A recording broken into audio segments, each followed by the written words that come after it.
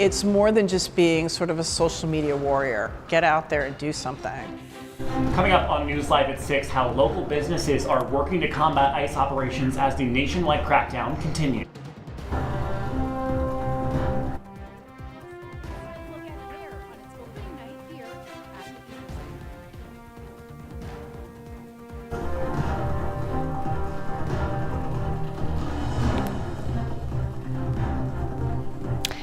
And SU's connection to Epstein, how the infamous pedophile paid for one student's tuition.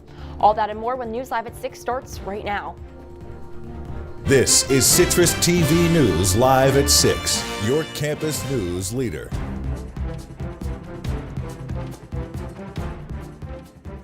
In front of us are just some of the documents found in the newly released Epstein files that mention Syracuse University. Welcome to News Live at 6 for this Thursday. I'm Luke Welch. And I'm Kaitlin Campbell. The documents mentioning the university include emails and banking statements which show Epstein paid more than $100,000 to SU's for a student's tuition. Some of these checks identify the student as Taylor Visosky, the daughter of Epstein's longtime pilot, Larry Visosky. Taylor was enrolled at SU from 2009 to 2013 as a public relations major at Newhouse. Documents released by the Department of Justice show Epstein was contracted by Larry Visosky, asking him to help Taylor get an internship with the 2012 Olympics. Taylor also directly emailed Epstein in 2013, thanking him for critiquing an essay that she wrote in an application to Harvard. Epstein also loaned Taylor in an apartment while she interviewed for a job with the Discovery Channel. None of the documents show Taylor had any knowledge of Epstein's crimes at the time. Well, downtown, some businesses are showing their solidarity with immigrants and refugees through donations. Our Katie Jamroga joins us in studio to detail how one is providing funds to support them. Thanks, guys. Within the past week, multiple businesses in the Syracuse area have donated to the Syracuse Immigration and Refugee Defense Network. Parthenon Books, a bookstore on South Salina Street in downtown Syracuse, was among the supporters. The store donated 50% of their sales to the Refugee Defense Network last Friday. I spoke with Ann Duddy, co-owner and manager of Parthenon Books, about the importance of a bookstore specifically being involved in these causes. It's got to go beyond the cash register. It has to be us engaging with the community and talking about why this sort of thing is important to us. And I think that literacy, books, that sort of thing really opens up the door for conversation. Parthenon is a prime example of a small business becoming socially involved during dire events. But Duddy also urges the public to pay attention to the actions of larger corporations during these times. Honestly, what we really need to be doing is focusing on what these big businesses are doing. You know, Home Depot allowing ICE to come in, Spotify putting ads out to hire ICE, that sort of thing. We need to be focused on what the corporations are doing, because if they're closed for a day, it's not going to hurt their bottom line.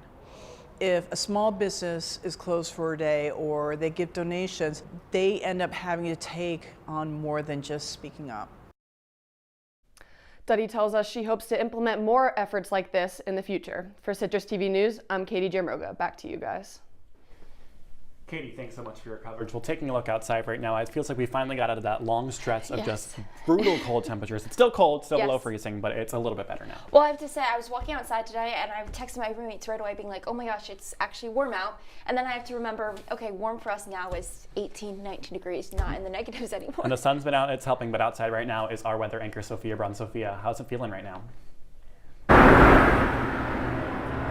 Guys, it is just as cold as it looks outside right now. Temperatures are sitting at 19 degrees. It feels more like 3 degrees though because of this wind chill, which is 16 miles per hour. Looking ahead to tonight though, temperatures are going to dip down to just about 14 degrees and it's going to feel like 10 degrees. And that's because the wind chill will be slowing down overnight with 7 miles per hour winds. Let's take a look around the region though for right now.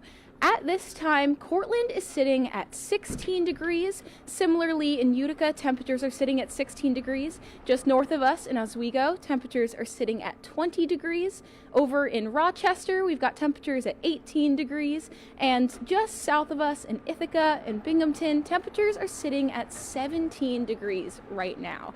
Those temperatures are going to stay pretty consistent throughout the night, but it's time for me to go defrost, and I'll be back inside with your 5-day forecast in just a little bit. Guys? Sophia, we'll see you soon. Well, you know, it's actually colder in Syracuse right now than it is in Italy, and that's because Syracuse women's ice hockey will see 3 members of the Orange community at the 2026 Olympics starting this week. Former SU players Melissa Piacentini of Canada and Akane Hosoyotomada of Team Japan are in Milan. The preliminary rounds of the event started today and will continue through February 19th. Coach Brittany Smith will also serve as an assistant for Team Canada. And staying on the ice, the Ellis Field Park Ice Skating Rink and Cunningham Pavilion is offering free open skate through this weekend. Reservations will be for 1 hour at a time, with the schedule available on the Village of East Syracuse website. Concessions and free hot chocolate will also be available. Reservations can be made by emailing the rec department at the email on your screen. The Banff Center Film Festival, which features original nature movies, came to North Syracuse Junior High last night. Our Jess Hooten takes us there to give us a behind-the-scenes look at the production and how their fundraising is making a local impact. Here at North Syracuse Junior High, the Banff Center Film Festival is kicking off. The auditorium is filling with viewers excited to experience the journeys seen in the films. This is just one stop on the tour for these nature films, which began in December. The event was hosted in partnership with the youth volunteer organization, Friends of the Canteen, led by Brianna Eccles. It's very cool to watch all these amazing outdoorsy things, like 5-year-olds rock climbing. One of our great stories today is a woman who was told that she would never be able to do this ultra marathon. Volunteers and sponsors help to create an experience for attendees to find a relationship with adventure. Greg Summer with Central Rock Gym said he hopes people can discover rock climbing through the films. If you're coming to shows like this and inspired by what you're seeing in there, there's a community there for you. The Banff Center's mission is to bring people together, which was certainly accomplished last night. People of all ages and backgrounds came together to watch the stories unfold. Friends of the Canteen will be using the money raised to support the Canteen, a youth center for kids 8th through 12th grade. Eccles hopes for viewers A need for adventure, you know, who doesn't want to go skiing or climbing Mount Everest, stuff like that. The organization's tour around North America will continue in the coming months. Event dates can be found on the Banff Center's website. For Citrus TV News, I'm Jess Hooten. Jess, thank you. Well, it's the Age of Aquarius here in the Salt City as the Baldwinsville Theater Guild opens their production of Hair at the Everson Art Museum. That's where we find our Isabella Galan. Isabella, what's going on at the stage tonight?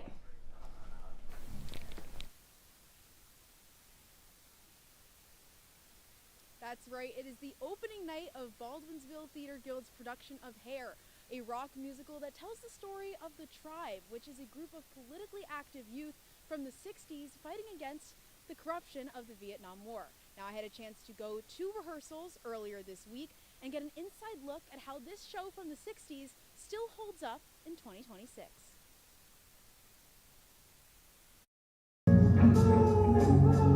A musical almost 6 decades old opens its curtain tonight at the Everson Museum, bringing love, good vibes, and classic hits to Syracuse.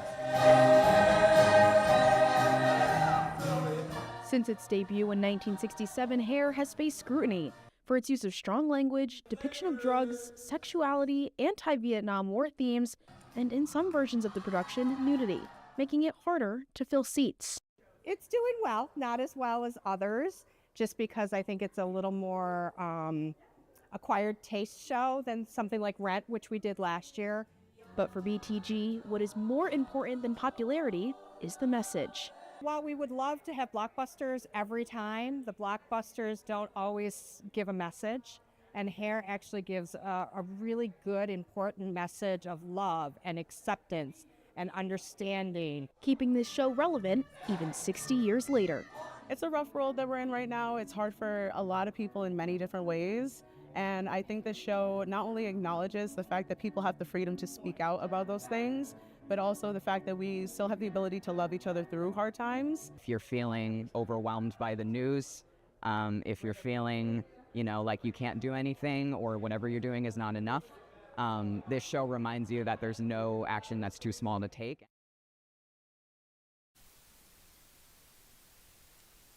Tonight's opening night performance starts at 7 p.m., but the show will last until February 8th. And if you still want to get tickets, you can on baldwinsvilletheaterguild.org. Reporting in downtown Syracuse at the Everson Museum, for Citrus TV News, I'm Isabella Galan. Isabella, thank you so much. Now for the latest, Syracuse Nob Hill Apartments is facing a foreclosure notice due to an overdue loan of more than $50 million. The complex has also received multiple ongoing code violations and is now facing a lawsuit from the city. Tenants have voiced their concerns about the violations, which included lack of heat, maintenance issues, and safety concerns. Well, to Albany, where state Senate Democrats are advancing legislation to lower utility rates across New York. The package of bills looks to further assist the Public Service Commission with resources to evaluate rate hike impacts, as well as preventing expanded profit margins for providers. These include prohibiting funds from going to lobbying and advertising campaigns, providing notices for proposed price increases, and refunds for those who suffer from longstanding outages. Still to come on Live at 6, what Representative John Mannion had to say on a possible Trump impeachment and the latest release of Epstein files in a telephone town hall. Plus, the deadline hits as the search continues for Nancy Guthrie. What we know regarding the case now when News Live at 6 returns. Come on, it's not that hard. My big man fingers are having a problem with these little tiny buttons. Whoa, watch it there. Your blood pressure's gonna go through the roof. Tell me about it. I'm trying to learn how to get it down. Instead, it keeps going up. High blood pressure can increase the risk for heart attack or stroke. Learn how to keep yours at a healthy range. Ever hear a voice command? Just say text barbershop to 97779. That's not what I said. Just give me that. Now my blood pressure's up.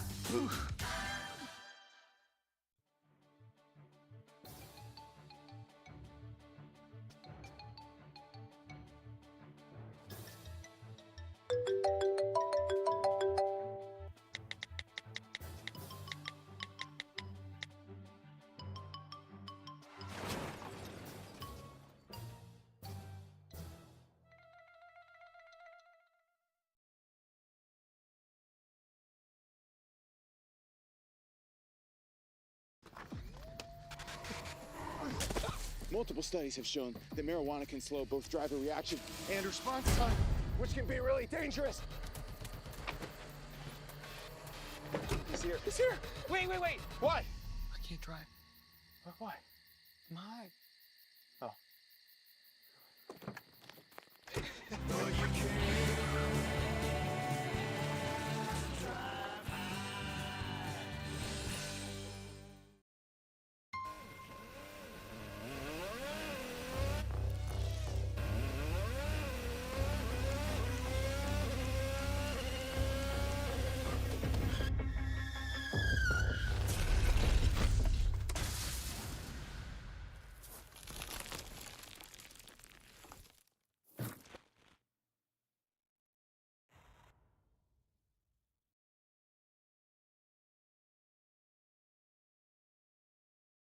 If you see news happening on campus, in Syracuse, or across the nation, call the CitrusTV newsroom, 315-443-1177, or tweet at CitrusTV News, your campus news leader. Welcome back into News Live at 6. Representative John Mannion held a telephone town hall last night from his Washington office. Congressman Mannion covered a wide range of issues, including the possible impeachment of President Trump, the Epstein files, and ICE. Our Boone Kilpatrick is in studio with what he said. Hey, Boone. Thanks, Kaitlin. Mannion spoke to constituents for an hour last night on mostly national issues. The event was open for people to call in with questions. Some callers had local concerns, like affordability and energy costs. Mannion expounded on his membership on affordable energy committees in Washington and assured callers he was committed to keeping utility costs low as possible. Take a listen. I demanded that the Public Service Commission in the state of New York, of which I am not a legislator any longer, not raise the rates for utility companies across the state. But unfortunately, that rate increase was significant. But many more were concerned with ICE and what the representative would do to keep central New York safe. More still were curious about Mannion's plans to hold those named in the Epstein files accountable, including President Trump. But perhaps most interesting was a question from Jennifer in Bridgeport. She asked Mannion if there was a plan in place to impeach President Trump following a presumed blue wave coming in the midterms. This was Mannion's answer. impeachment question. Do I believe that the president has committed impeachable acts? I do. So when we do take the gavel in 2027, there will be hearings, investigations, and a case built. Mannion referenced President Trump's cryptocurrency and stated that those who were buying the coin were getting special privileges and favors. He also stated that the weaponization of the DOJ and his threats against the First Amendment were also impeachable. Mannion told callers that articles of impeachment had been brought to the House floor 3 times in this session, but that he had only voted in favor once, believing that the move didn't have enough political support. However, he expressed a strong will to carry out an impeachment should the midterms prove a large enough swing for the Democrats. Guys? Boone, thank you for your coverage. We move to the latest in Arizona as Pima County Sheriff Chris Nanos announced earlier that there still is no proof of life in the disappearance of Nancy Guthrie. The sheriff says that blood found on the porch of Guthrie's home matched Nancy's and that she was likely taken against her will. Nanos also went on to say there are still no suspects, however, provided more details on the ransom note given to news outlets. The ransom letter included a first deadline of 5 p.m. and a second of Monday the 9th. The FBI has announced a $50,000 reward for information leading to the recovery of Guthrie. While specifics are unclear, the sheriff's office has released a timeline of events from her disappearance 5 days ago. Last Saturday, officials confirmed that the Guthrie family dropped Nancy off at home with confirmation from garage door records. At 1:47 a.m., the home doorbell camera disconnects with software detecting a person on camera 25 minutes later. State police are unable to confirm that a person triggered the sensor due to a lack of subscription service on the camera. Investigators also confirmed that the front door camera is also missing from the home. Before the family attempted to reach out to Nancy in the morning, her pacemaker app disconnected from her phone. While the sheriff does believe that Guthrie is still alive, he is urging the community to stay patient and vigilant. And coming up, I'll have a look at your 5-day forecast. Stay with us.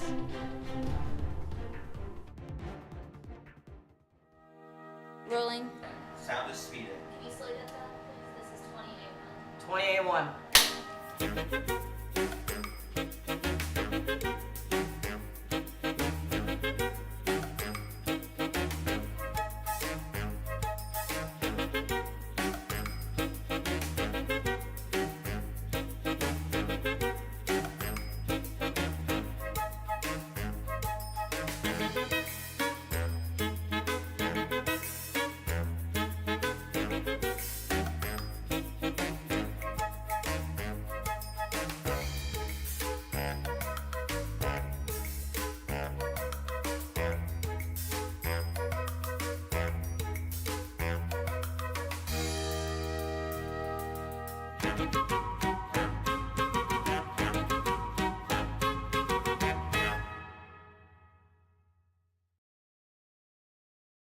I see you mobbing over her. Let's go. Let's mob. Let's crawl. Let's crawl. Let's crawl. Hey, yo, we mobbing. Come on, girl. Let's crawl. Hey, yo, let's crawl. Hey, yo, let's crawl. Hey, let's crawl. Hey, yo, let's crawl. From the CitrusTV Weather Center, this is SU's most accurate weather forecast. Welcome back to News Live at 6. Let's take a look at your 5-day forecast. Starting off with tomorrow, temperatures on Friday are sitting at a high of 28 degrees. You can expect some snow showers sporadically throughout the day and a low of 6 degrees. Going into Saturday, though, those cold temperatures are back. We have a high of 9 degrees and a low of -6 degrees, still with some sporadic snow showers that will carry into Sunday as well, with a high of 8 degrees and a low again of -6 degrees. On Monday, we're going to get some clouds, a little break from the snow, with a high of 17 degrees and a low of 6 degrees, and then it will start to warm up just a little more on Tuesday with a high of 24 degrees and a low of 15 degrees. But even though the clouds are still here to stay, the sun has been starting to set a little later and later each night, giving us something to look forward to. Back in December, the earliest time when the sun set was at 4:29 p.m. back in December. So Luke, Kaitlin, I have a little game to guess what time the sun set today, as we know it did already go down. So was it A, at 4:58 p.m., B, 5:07 p.m., C, 5:22 p.m., or D, 5:46 p.m.? Okay, I think I'm going to say C, 5:22. You took my guess. I was going to say that too. I think yesterday we were driving around actually together at like 5:15 and we were like, oh my gosh, this is such a beautiful sunset. So I feel like 5:22 is where it was at. You guys are exactly right. It was 5:52 p.m. today. Congratulations. That's all I have for right now. Drew, what do we have coming up in sports? And instead of a sunset, lacrosse is more in a sunrise, full swing action, the Cuse here on the Hill. Plus, we'll take a trip to the Golden State to talk about the Super Bowl with my man Adam Avon live on location. You won't want to miss this. Lately, not my happy place. Everybody's pretty tired of each other. The parents were not themselves. My little brothers were morphing into small creatures. The walls were closing in. Clearly a case of too much family, too close, 24/7. And there's a lot of that going around right now. If this sounds like your house, try going someplace new. YourLifeYourVoice.org. You'll find lots of ideas to help you handle the family stresses of being confined to close quarters. YourLifeYourVoice.org. It might not get you out of the house, but it could help you find a little more breathing room.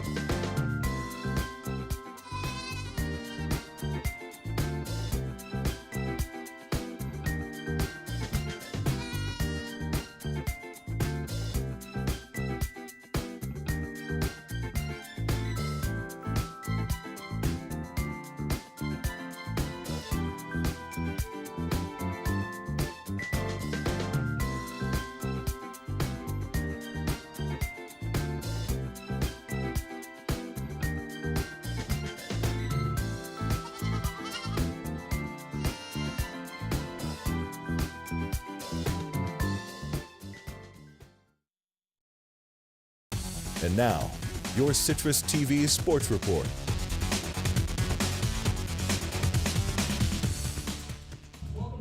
Lacrosse is getting started here on the Hill, and the SC women's basketball team is heating up. I'm Drew Alba, and welcome into sports. But before we get to all of that on the Hill, let's bring in Adam Avon live in San Francisco, covering all the action leading up to Super Bowl 60. Adam, how are we doing, and how has the Super Bowl been over in San Francisco? Drew, this has been one of the craziest experiences of my life. So far this week, we have seen everybody from local Syracuse alumni who went on to the NFL and everybody else who you know actively in the league right now. As you can see, there's people walking by me. I'm going to get out of the way just so you can see kind of the madness. It's slowed down over the past couple of hours, but it's been non-stop. We're on the radio every morning from 8 to 11 here on the West Coast, so we get up extremely early. And then for the rest of the day, we're out around, we're shooting content, interviews that are posted on Live Newhouse Sports SU, go check it out, as well as some other Citrus content. And so we're constantly doing stuff, but just to see everybody here, all the media from around the NFL and in sports, being in one place. San Francisco is the mecca of technology, and it's the mecca of the Super Bowl for this week. It's been awesome to be a part of it. Yeah, Adam, I mean, you're looking like Simba in The Lion King, getting the stampede in the background behind you there. So, Adam, is there any other Syracuse ties that you found all the way over in California? Well, Well, obviously I didn't come here alone, so our good friend Nick Whaley standing behind the camera right now. But outside of our friends from Newhouse and Citrus that are here with me, there's so many Syracuse alumni here. Not only all the broadcasters, Adam Shine was on Mad Dog Sports Radio, joined us on our radio show, as well as Hall of Famer Donovan McNabb, Syracuse Ring of Honor, was here as well. So we're meeting everybody who've come through Syracuse University. This morning talked to Roland Williams, Super Bowl champion, Syracuse alum who played with McNabb in the late 90s. So it's just been an awesome experience. We have Doug Marrone, former head coach of the Orange, is coaching the offensive line for the Patriots in the Super Bowl, as well as Tommy DeVito. You know, Tommy Cutlitz is the backup for Drake May and the Patriots. And so we got so many Orange Nation here in San Francisco. It's so exciting to see. All right, thanks so much, Adam, for coming on. Man, a little sun kiss there. I wish I was right there with you in California. Let's go back to reality, though, here in the 3-1-5.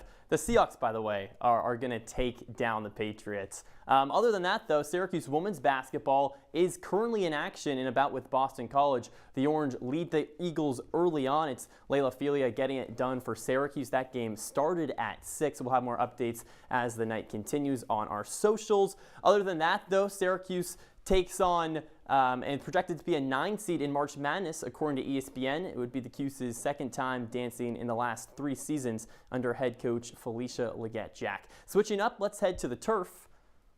Syracuse is playing the Hawks of St. Joe's. Their first game was canceled due to weather, and they're not the only ones. Over half of all NCAA Game 1 matchups were postponed or canceled because of conditions, but you don't have to worry about that here on the Hill. The Orange host the Hawks in the Dome Saturday. Catch Orange Press Pass for post-game action right here on Citrus TV. Joey Spallina and all them boys trying to go all the way to the promised land. Those are seniors, and they finally could get it done this year. All right, Luke, guys, over to you. We will see as the season progresses. Jarrell, thank you so much. When we come back, last look at your weather. Stay with us. You quit smoking and thought, that's that. But here's the thing about lung cancer. By the time you see the symptoms, it could be too late.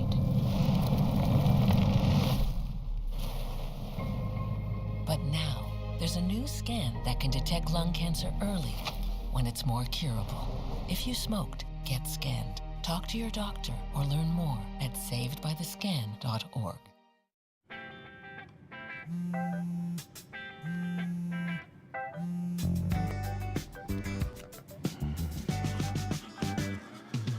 Baby, you see, you're so right for me, and I'm right for you.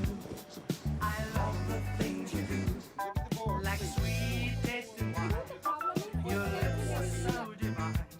Your loving turns me on.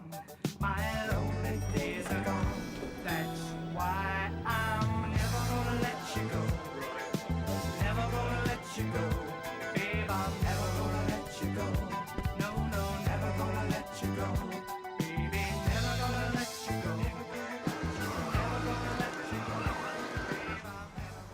Here you go. Thank you. Thank you.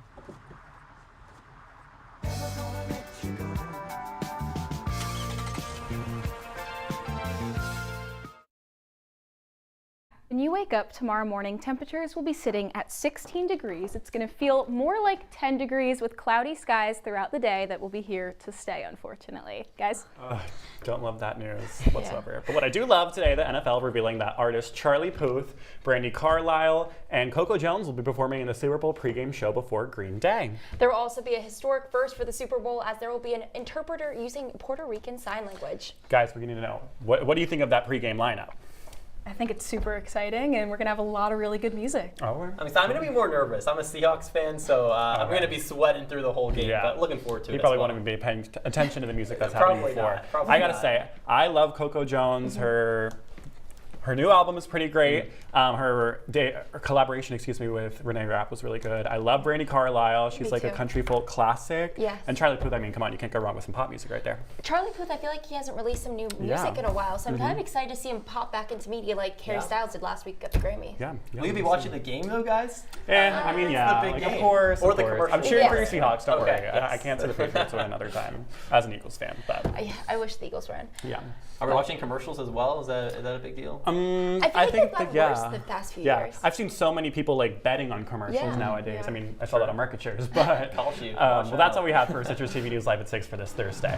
Don't forget you can follow us on Citrus TV News on Instagram and X. Now for the entire news team, I'm Kaitlin Campbell. And I'm Luke Welch. Have a great night, Syracuse.